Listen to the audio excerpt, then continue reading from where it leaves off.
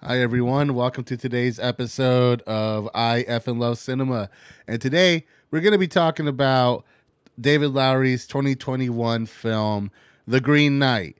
This is my favorite movie from that year.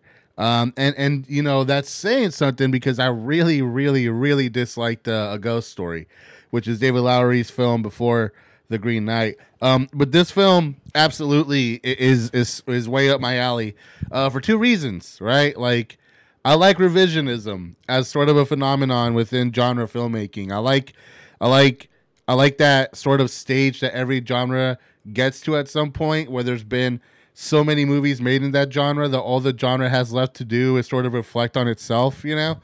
And you know, I love that because it sort of really opens up the sort of stories that could be told, and that's where, to me, a lot of the true evolution of cinema comes from, is from revisionist works and stuff. So I mean, that's one of my favorite things. Another one of my favorite things is movies that deconstruct masculinity, especially within American culture or Western or our Western understanding of it. You know, movies like Fight Club, and The Art of Self Defense. You know, and you know, so considering those two things, the fact that this is a revisionist like epic about that deconstructs masculinity, like, this movie was basically tailor made for me, you know. And I mean, add to that the fact that this movie looks incredible, sounds incredible, and just has like a really cool sort of like rock and roll sort of vibe to it, you know.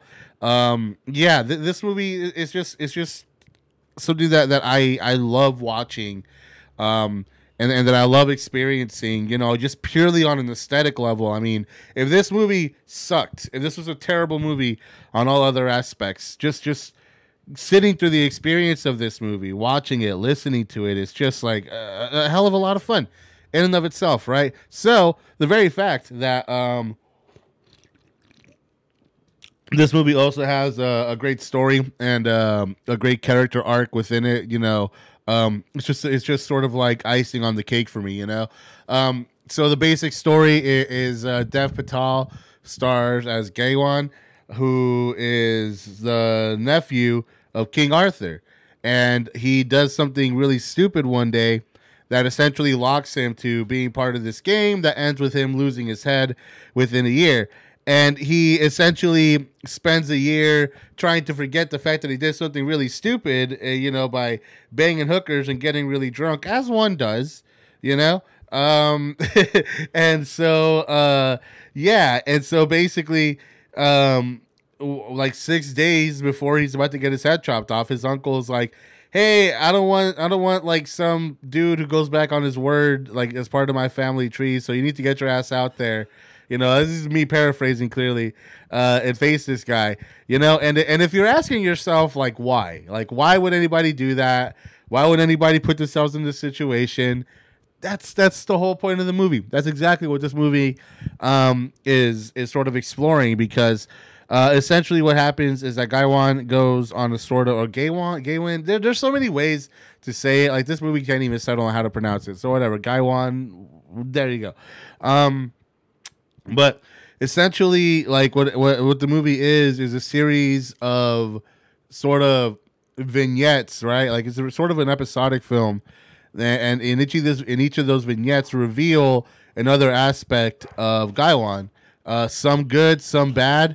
Some redeem him, and some paint him to be an absolute asshole. And it all paints this really complex picture of who Gaiwan is as he goes on his journey, essentially for greatness, you know. And what I love about this movie is that it essentially asks something that is sorely lacking within a lot of these stories, and that's like, why do we feel the need to be great? Like, why do we feel the need to do stupid things like this in order, us specifically as men, to prove ourselves, and to who? You know, like, if you look at a lot of the stuff that men find like masculine, like, you know, getting super buff and you know, specifically that kind of shit. Like, most women actually are not attracted to super buff men, you know? Fit men, sure, of course, but most women don't do that. aren't into that. Most women, like men, primarily do that for each other, right? And you ask yourself, like, all this effort and all this to prove what exactly to the other men? I mean, of course, yeah. There's that sort of, self improvement. Sure, I'm not saying that people, men specifically, only work out for the sake of other men. What I'm saying is there is this commonality where men will take something to an extreme degree, right? Like, for example, drinking, mainly because we think that's what makes us men. These sort of toxic, stupid things is what makes us better men, more like knowledgeable. I mean, I right now I'm thinking about all the stupid jackass shit that I did when I was in high school. All that. Let's face it, we all did that to prove to all the other guys around us, hey, we're fucking men, right? And it's so stupid. And I mean, every well-adjusted guy goes through a phase where, like, they're like, wow, I was a real dummy. And this movie is just sort of telling the story of somebody coming to that understanding while they still have a chance to possibly do something about it. I mean, depending on how you read this film. But yeah, like, I really love this film because, there are times where me personally, I struggle with the mundanity of life. I struggle with how small life can be sometimes. I mean, if you guys can't tell, I watched a lot of movies growing up. So, I mean, and there was a time in my life where life did feel like just like a series of like one arc after another for myself and for the people around me, like it, but like, I reached a point now where I'm just kind of made a good life for myself. Like, I have a pretty good, life, and I can't complain about it. But it all just feels so mundane, and it feels so just normal and so small, and I struggle with that sometimes. So when I watch this movie specifically, like, this is a movie about how, like, those big things, like, it makes me ask myself, like, where does that even come from, right? Because nobody that I know like goes, like, even feels this shit, or at least not that I know of.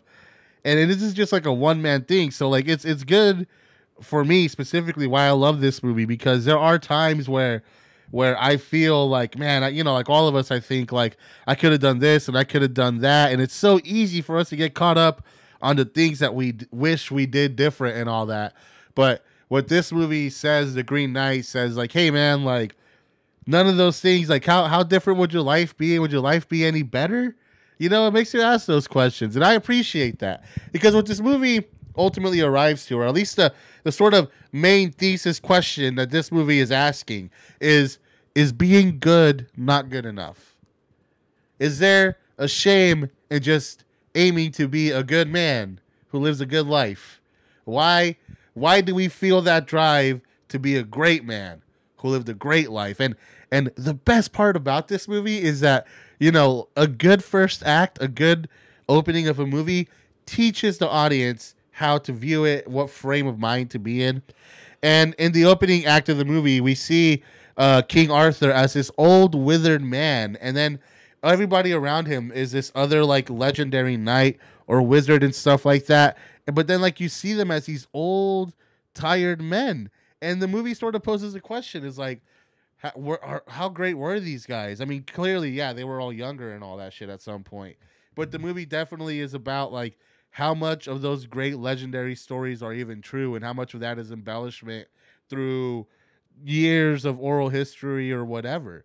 Right? Like, how many of those stories of great men turn out to be true? I mean, look at Christopher Columbus, right? Like, I mean, I don't want to get into a whole thing here, but a lot of the men that we look at throughout history as great men and all that turn out to be more often than not monsters. I mean, even for me, on a personal level, as a guy who worships at the altar of Stanley Kubrick, I got to contend with the fact that he was a piece of shit who emotionally and psychologically abused Shelley Long for almost a year, to make The Shining. And that is a horrible, shitty fucking thing to do, And I mean, whatever. I'm not going to sit here and say I don't love The Shining, because I fucking do.